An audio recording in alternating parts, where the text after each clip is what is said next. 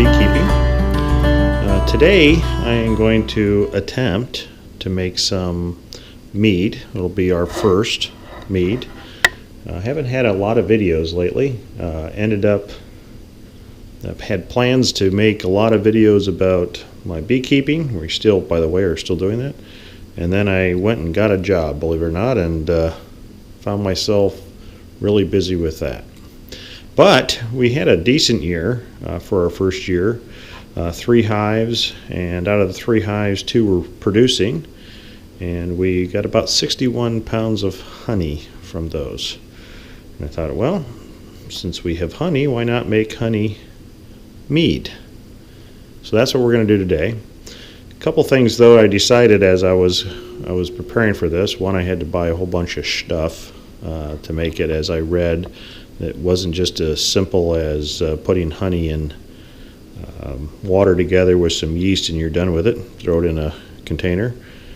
Certainly a little bit more involved. So I had to go out and buy a number of things. We got citric acid, acid blend, gypsum, peptic enzyme, yeast energizer, yeast nutrient, Camden tablets, and then of course some Easy Clean to sanitize equipment. I'm going to be doing 2 batches here. I'm going to be doing a wild blackberry mead, and then I'm going to be doing a strawberry, probably a strawberry blueberry mead. And now, this being the first time that I'm going to do it, I also really didn't want to waste our really good quality honey. So before we started doing beekeeping, we had purchased a bunch of clover honey from Costco. So I'm going to really start with using that as I experiment. I don't want to say the word waste, but certainly waste non-quality honey. So that's what I'm going to do. But if I do run out of that during this process, as I typically do, making mistakes, I will end up getting into our wildflower honey. We actually got 2 different types of honey. The past year we got the wildflower, our early season, and then mid-season summer we got a lot of,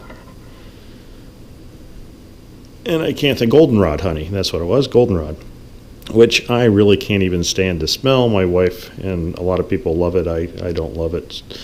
So that might become mead for me. So I will stop right there, and then I will pick up the video as I get into the ingredients of this. This is recipes that I've gotten offline, and once I remember where I got the information from, I'll post that at the bottom of the page. Be right back. Okay, back. So here's what I have. This is what I've done. Is first of all, I've got about 1/3 of a gallon of water that I'm bringing to a boil on the stove. I also have heating up some frozen wild blackberries. We get this. We have a lot of brambles in the back of our property, and we collect these throughout the year, and we freeze them. Typically, I make a wild blackberry and apple jelly. This year we didn't, so we have these. And it's just warming this up just a little bit. When you're making your jelly, typically you are you're heating up your berries to help kind of pop the whatever you call those, the berries themselves, so that some of the juice will run out. And that's what I'm doing here. I'm not really looking to cook this or bring it to a boil of any sort. Just to warm it up and start kind of, I guess, thaw it out. Really, I do have filtered water set to the side. I did not choose to use a lot of these recipes call for spring water. I've chosen not to do that because we have our Berkey filter, and I'd rather just use filtered water. So I have that. So water's boiling on the stove. I have 2.5 pounds of the Costco Kirkland's brand clover honey. In here I have some acid blend. I have, what do I have of that? I've got about 3/4 of a teaspoon. I got a teaspoon of yeast nutrient, and 1/3 of a teaspoon of peptic enzyme. The recipe also calls for grape tannin, and I don't have that. That's one thing apparently I forgot to purchase. So what I actually have done is I've brewed some pretty strong tea, and I'll be utilizing that. So the idea here is that I'm going to put the honey in the water to just get the honey to dissolve a little bit. I will then cool it down, and then I will add this additive, and then after that is mixed in, then I will add the blackberries. After I add the blackberries, I will work to get all that into the really tiny mouth of these 1-gallon jugs, and then from there I will pitch the yeast, and when I get to that point I will put the video back on. I will tell you that the plan is first to do the blackberry mead, but then I'm going to do a strawberry mead using store-bought frozen strawberries, and I said strawberry blueberries, so it's going to be a mixture of strawberries and blueberries. I'll be back. All right, I'm back. The honey has heated up on the stove for a while with the water to dissolve the honey, and now I have it in a water bath to bring the temperature down. I will put a thermometer on that soon. I want to get the temperature down to a point where it's not going to kill my yeast, and then you can see, at least I hope you can see, the amount of juice that is released by these wild blackberries is quite a bit, and that's really why I like to heat it a little bit up on the stove, and it helps release that. By the way, looking online, they call it droplets, I believe, if my pronunciation of that is correct. The little bubbles, sacks of blueberry juice. I was originally going to filter this through some cheesecloth and just use the liquid, but I assume, and here's an assumption, I assume that leaving them as they are with the seeds in the musk, there's probably some value to that, maybe even some tannins from the seeds themselves. I have no idea what I'm talking about, but that's what I'm going to do. And I'm sure there's some people that are going to correct me.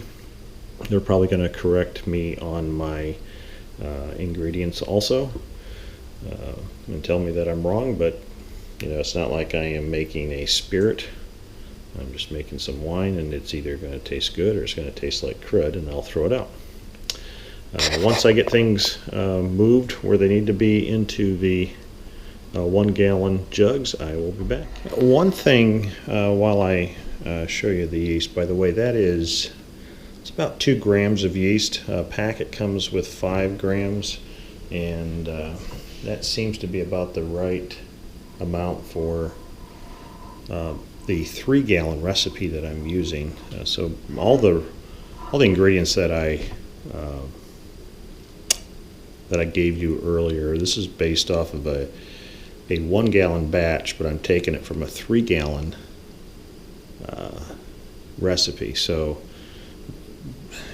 I know there's probably more of an exact science that I am doing with this, but I don't want 5 gallons of something that may be horrible, or 3 gallons of something that may be horrible. So we're going to do 1 and hope for the best. But what I wanted to tell you is that all my equipment was sanitized using the Easy Clean sanitizer. It was all put into the sink, washed, and then soaked in with the Easy Clean sanitizer. They say that rinsing is not necessary, but he did rinse anyway. So if you're worried about the stuff not being sanitized and introducing bad yeasts and funk to this mead, I've tried my best to keep everything as clean and tidy as possible. Right, I'm going to add the liquid to the 1 gallon container. My yeast is about ready to be pitched, and then we'll get this loaded up. Whatever I fill this up with, which comes out of the pot, I will add, after I add the yeast, I'll add enough water to bring it up to the neck of the gallon jug. I'm back. This isn't too horrible of a process. I wasn't going to videotape it because I am married and I didn't want my wife to see a mess that I may make, but this is actually going pretty well. I guess when I tip up the pot and pour in the remainder of the liquid, that's probably when I'm going to get into my mess. And if I do make a big mess, then I'll just make sure that I don't have that on my video as evidence of messing up the kitchen. Alright, let's see what we can do with this.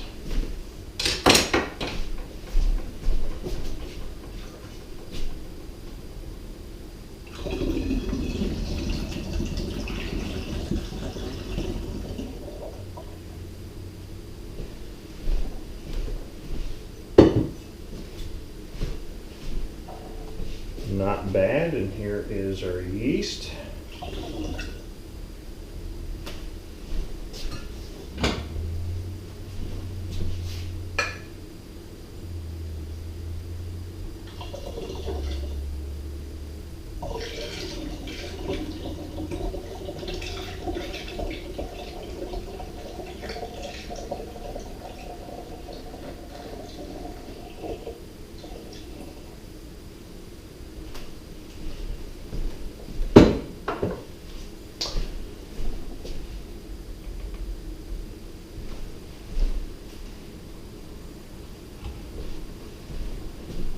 That is 1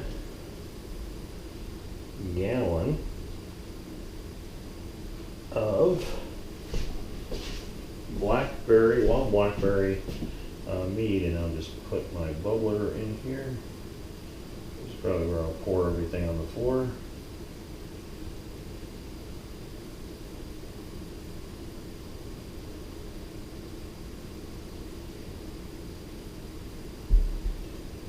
I read somewhere you should do this before you put it on the top, and I think I know why now.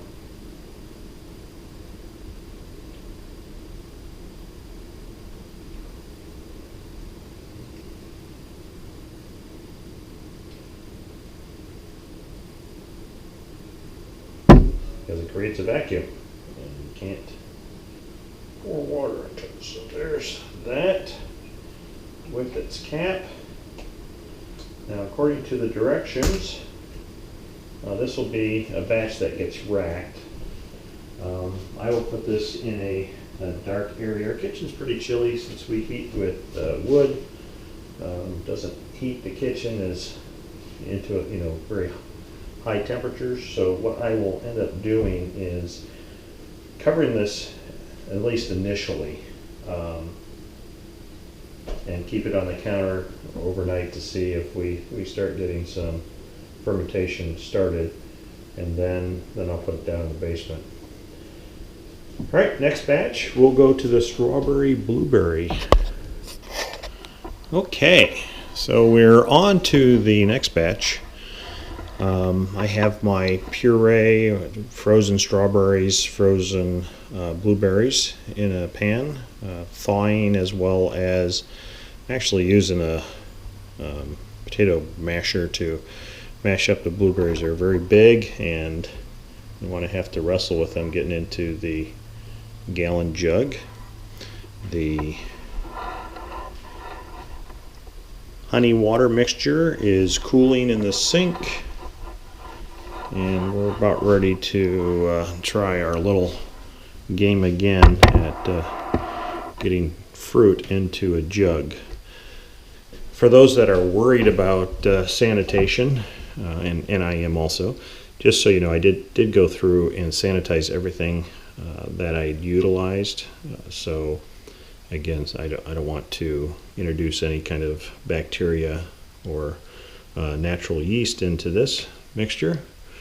When I'm getting ready to load this up, I will be back with you.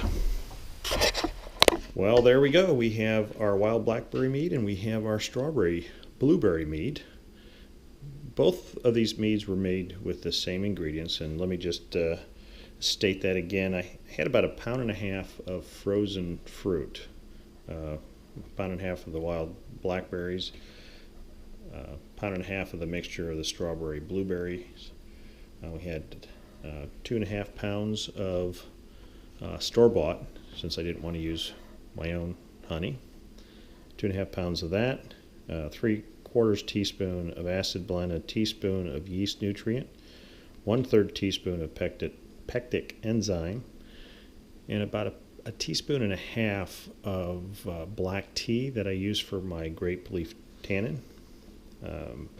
This is going to sit in a dark spot for about 3 weeks or until fermentation stops. At that point, I am going to do the first racking. I'm going to siphon from one of these gallons into a clean, sterilized gallon jug. Trying not to get too much of the sediment in there.